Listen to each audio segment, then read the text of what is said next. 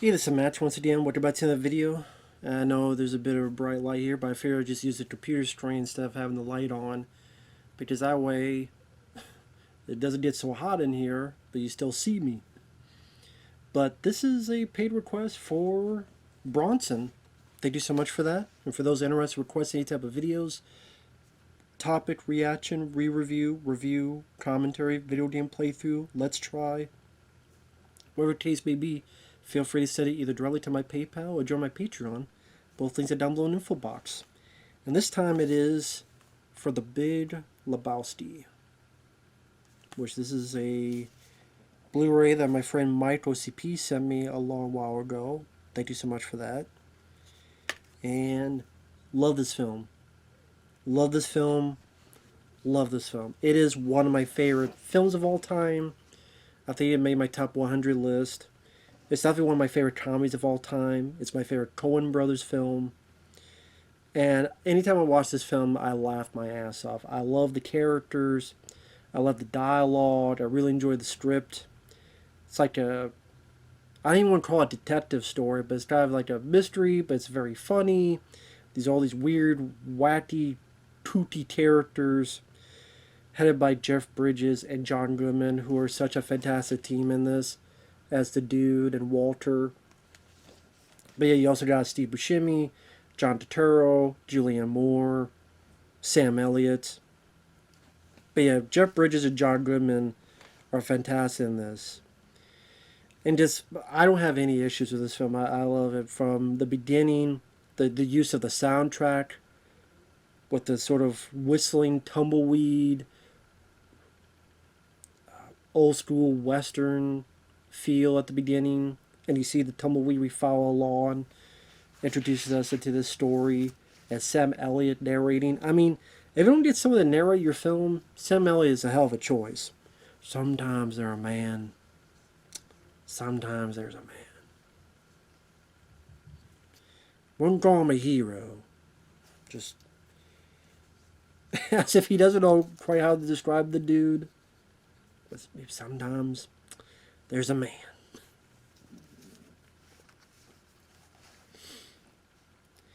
And this is just a guy that just has the worst luck. He has absolute worst luck because once he thinks things are settled or things are situated, another thing pops up, and this guy's just pulled along this tornado of weirdness and ineptitude. From he's just relaxing, he bought like a carton of milk at the store, and these two people come in, they pee on his rug, they dunk his head in the toilet. Where's the money, Lebowski? Where's the money, fucking shithead? Which I love the way that guy delivers the dialogue. And Jeff is like confused. Wait, this guy's supposed to be a millionaire? And the guy looks at a bowling ball. What the fuck is this? I'm assuming you're not a golfer. Which is because it was like, it's a bowling ball. What do you expect? And then they realize they got the wrong place. And then they call him like an ass, like, you asshole. Like, you're the one that broke into the wrong place.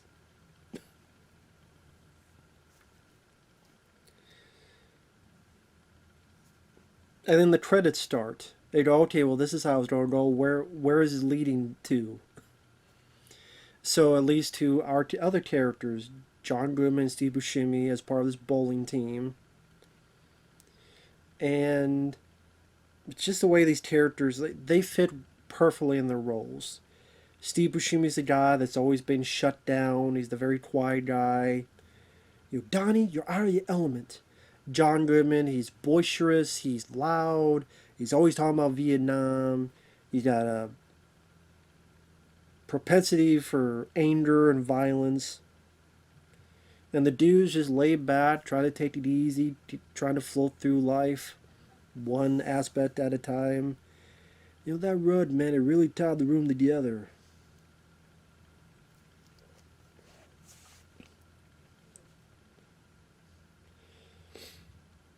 And, like, even though John Goodman's character is, like, an angry individual, there are times he does act like a...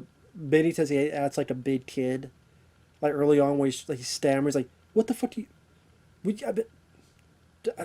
He's like so stammering, just trying to figure out what to say to the dude when he asks him a question. And again, Jeff Bridges and John Goodman worked so perfectly as a team with two very different personalities. Like when he takes the dog, because his ex-wife had the dog, and it has a terrier. And Jeff's like, "You took your bowling?" Dude, what do you mean I'm taking your bowling? I'm not buying it fucking shoes. I'm not buying it a fucking beer, dude. It's not taking your fucking turn. Well, you know what? If it was my ex-wife, we were told her to piss off. Well, first off, dude, you were never married. And second off, this dog has papers. The dog has fucking papers. And just the way, just the delivery, the back and forth, just the way they say these lines, they just encapsulate these characters. As we get over the line. Smokey, if you don't mark that zero, you enter the world of pain. You enter the world of pain. Mark it zero! Mark it zero! Just how it goes from 0 to 100 quickly for this guy. You ever heard of Vietnam? Each time he said, Jeff Bridges goes, you just can't believe this guy. Every single scene, every single bit of life, you always got to talk about that. It's these characters that make it such an enjoyable viewing experience. Now, the plot is he goes to see the actual Mr. Lebowski. They both have the same names, but different people. He's like, don't call me Lebowski. I'm the dude. El Duderino, his dudeness. And that's the weird thing about Jeff Bridges is that he played this character so well that he almost became the dude in real life and throughout his career, where so many performances afterward almost has that dudeness to him in terms of the accent or the drawl, whether it be R.I.P.D., whether it be, of course, True Grit, like, whatever the case may be. Like so many films, like before that, you would think of films like Blown Away or Tron, but after this, it's like it's embedded into his brain to always come up with, even not on purpose, a bit of the dudeness would come out. It was like after this film, he couldn't get rid of it. Maybe because he was just the perfect choice for this character.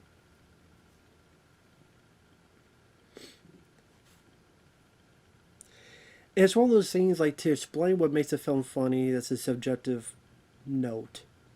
What makes it funny to me might be completely gobsmacking to you. It just, again, it hits the right notes for the comedy for me, whether it be after he sees the actual Lebowski, he sees the guy's, like, wife or mistress, I should say, and she's like, "I'll suck you cock for $1,000." And Philip Seymour Hoffman, who's like the butler or whatever, the associate of Mr. Lebowski, the way he's like, these fake laughs that he's given. And then Jeff kind of looks at her and goes, "I gotta go find a cash machine." Each time they're at the bowling alley, it's hilarious. John Turturro is the Jesus. Never fuck with the Jesus. Anytime he tells Steve Buscemi, "You shut the fuck up, Donnie," that John Goodman tells him that, it makes me laugh every single time. Just the tenacity that John Goodman says those lines. And Steve Buscemi just goes along with it. He never gets mad or upset or angry. He just goes along with it like a kid puppy. The dude saying, "Well, that's just like your opinion, man." Which I guarantee you a lot of people have said that line afterward, since then. And just how weird John Turturro's character is. Which I guess John Turturro wrote and directed a movie starring that character. Although I've heard it's really not that good. Well, I mean, you don't have the Coen brothers, you don't have John Goodman or Jeff Bridges. Maybe that character just works well in small dosage upon small dosage and not for a full movie.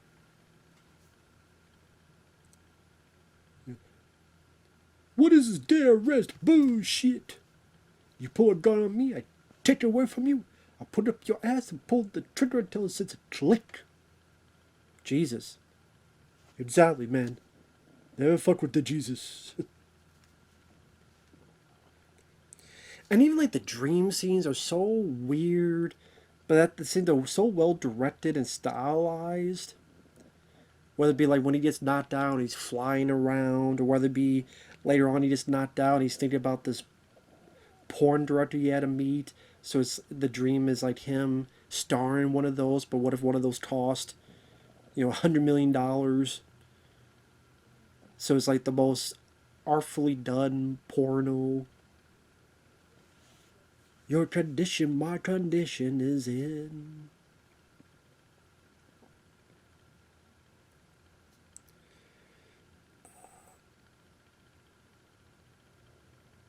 There's the bit when they gotta make this deal because apparently the Mr. Lebowski's wife has been taken by these nihilists, and John Goodman gets the idea to have a ringer, a fake suitcase with his dirty underwear in. Let's take that hill, and he jumps out, but he drops the gun. The gun's firing blindly, and then Jeff Bridges is pissed. Oh well, we shouldn't have done that. And what about that girl? Oh, she probably kidnapped herself. You said I said maybe she did. You're the one who's so damn sure of it. But relax, dude. You've been very undude. Look who's got $1 million in cash. All I got my, the way he says it, my fucking whites. Dude, where's your car? Well, maybe it was towed. You know it was stolen. Well, that could be a thing. But just the timing, they just work so well. I love these characters. Like later when they're told, it's found out they didn't do the deal right. And Mr. Lebowski got a toe in the mail. And Jeff Bridges looks at it, and he freaks out. He's telling Walter, and John Goodman goes, "That's nothing, dude. That's a toe? I mean, these guys are so amateurs. I could get a toe by 3 o'clock." Yeah. But just how he gets so flustered and frustrated.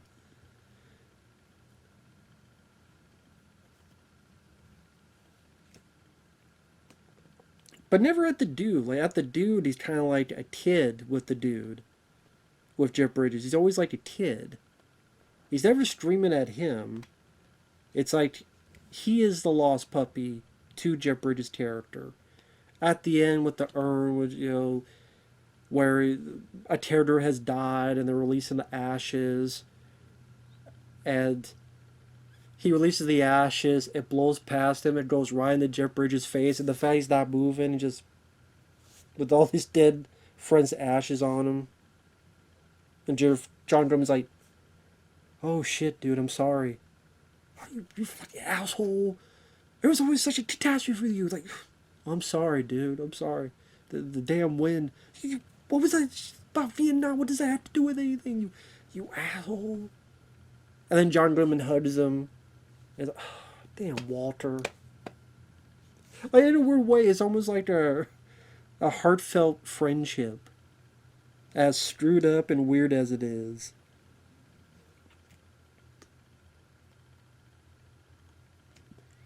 Julianne Moore.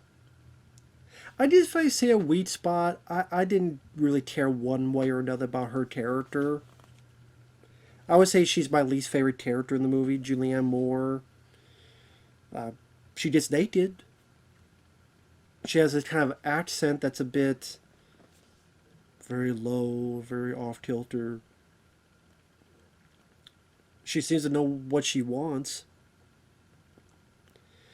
But I mean, the whole thing where she's this weird painter thing, and then she keeps urging to look at this.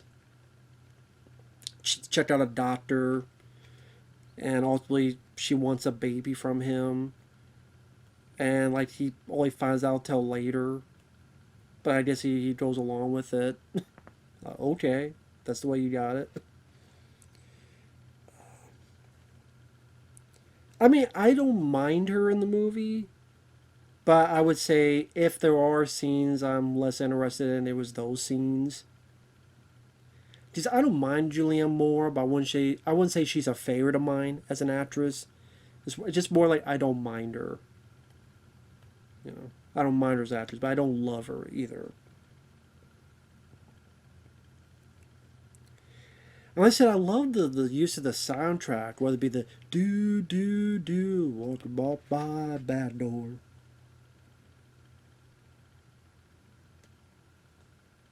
or la la la la la la la la la la la la, and some of the one of the dream sequences.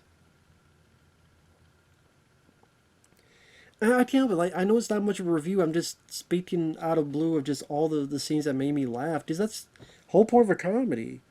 Whether it be him accidentally flicking his cigarette that lands back on his lap and it crashes his car, whether it be he finally find their car, find his car, and he sees a school paper, so they check out where this kid's at. And John Goodman and Jeff Bridges trying to talk to him. Where's the money, you little brat? Is this your homework, Larry? Is this your homework, Larry? We know it's fucking homework. Where's the money, you brat? You ever heard of Vietnam? I get every time Jeff Bridges is like, oh my god. You see, I'm gonna show you, Larry. This is what happens when you fuck a stranger in the ass. He beats out of this car, but he finds the wrong car as his other person's car. I'll kill your car. No, no, dude, that's not his car. That's my car. And then they're driving home, and the windows are broken, and they're eating their burgers.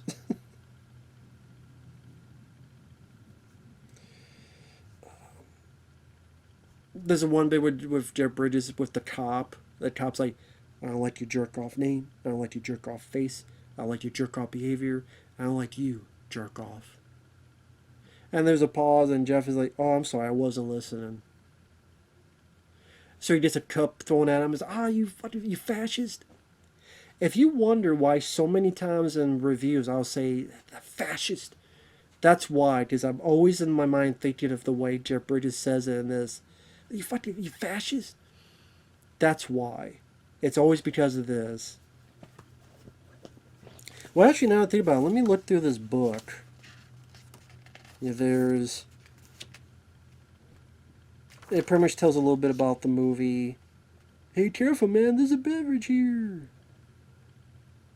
How you make the perfect white Russian.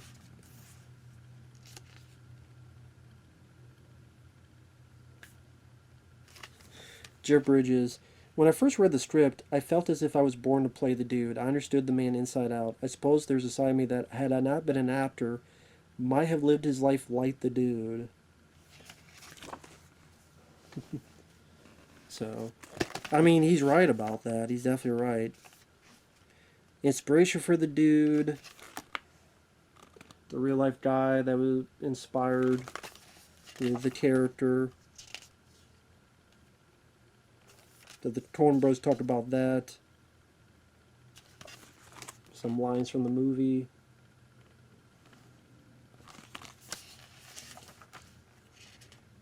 The people in the movie. The dude, Walter, Donnie,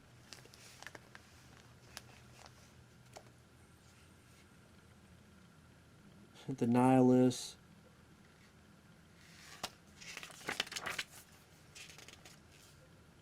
Behind the scenes photos. So it's kind of nice to have this little book here with these pictures. It's pretty nice.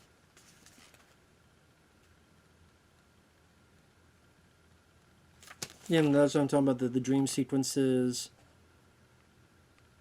Very highly stylized. Definitely some creativity. It talks about how the movie got a cult following. I don't ruin Shabbos.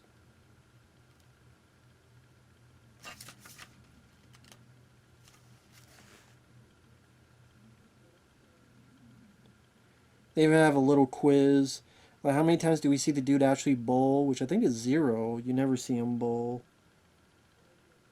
What's the dude's first real name? Jeffrey, Michael, Theodore, Randy. Who's the dude based on? Which is Jeff Dowd. What actual porn star appears in the porno movie that Maud shows to the dude? Aja Carrera. So there's a bit of a trivia there. Or quiz, I should say. Than the actual disc. So I forget what features are on here. But if you go online, you can find like reunions and Q&As of the characters. Like there's a bit with Buscemi and John Goodman and Jeff Bridges. I forget who did it, but it's like the three of them talking with someone. Actually, I'll just check that out with Crit. Jeff Bridges, John Goodman. Today, from 5 years ago, John Goodman at the Hollywood Walk of Fame star. Jeff Bridges was there to help honor his friend. So it definitely lives on to today's age.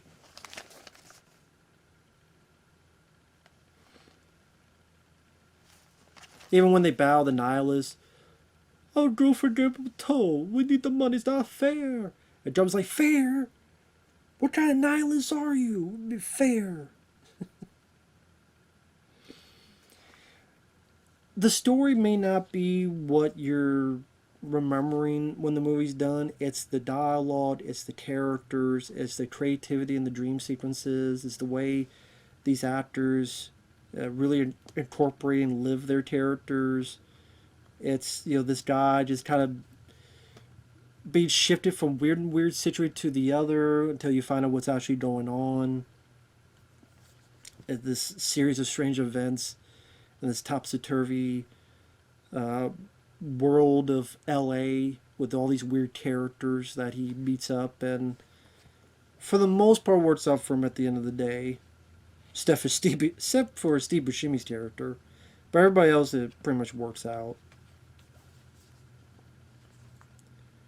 And like I said, I could watch this film anytime and get so many laughs and so many chuckles out of it. I still adore and love this film to this day. So I know it's not much of an actual review, just me quoting lines, but I can't help it. Just with comedy, is it funny or is it not? Here it's funny. It was never boring. It's well filmed by the Coen brothers. And it is my favorite of theirs. To me, it's the one that's the most rewatchable.